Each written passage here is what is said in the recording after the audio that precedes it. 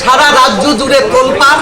আর মমতা ব্যানার্জি কি বলেছেন যে মহিলাদের বাইরে বেরোনো যাবে না।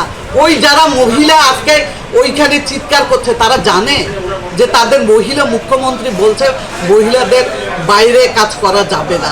তার ওই প্রতিবাদে সারা বাংলা উত্তাল। তারা ভয় পাচ্ছে যে বিরোধীরা মাঠে নামলে তাদের অস্তিত্ব খুঁজে পাওয়া যাবে না। এই আস্ফালন আজকে যে বিরোধীদের কর্মসূচি করতে দিলে জনগণ তৈরি আছে।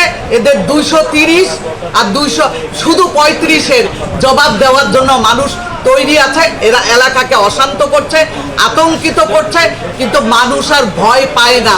মানুষ সেদিন যেমন বামফ্রন্টকে ঝেঁটিয়ে বিদায় করে দিয়েছে, তৃণমূলকে 26-এ ঝেঁটিয়ে বিদায় করার জন্য সাধারণ মানুষ তৈরি আছে।